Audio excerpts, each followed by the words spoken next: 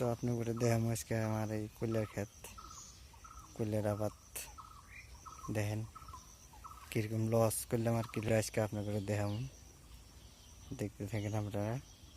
তা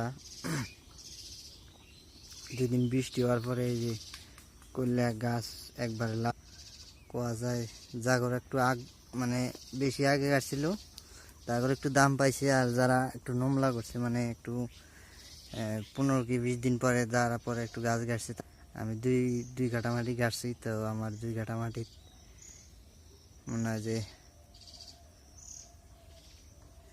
1500 টাকা বিক্রি করছি।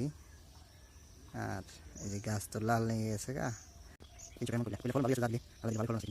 গাছ লাল লেগে গেছে, এই যে আপনি দেখেছি ফলন চালা ভালো আছে, ভালো ফলন আছে, কিন্তু দাম নাই।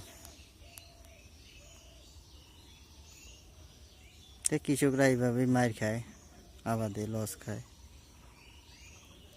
তো সবই নসিব।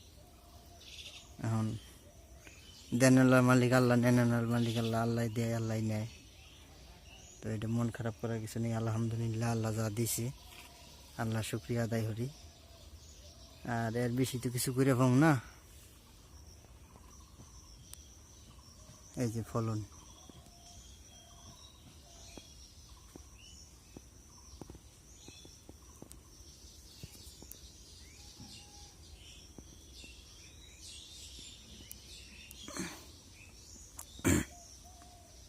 আল্লাহর রহমতে ভালোই আছে ফল। ফল হিসেবে তো দাম নাই, আর কি কিনা খাওয়া লাগে না, এটাই আর কি আল্লাহর কাছে শুক্রিয়া আদায় করি। যা হোক নিজে একটু গাছছি, খাওয়া যেতেছে, আর 2-4 পয়সা যা পেয়েছি এটাই লাভ।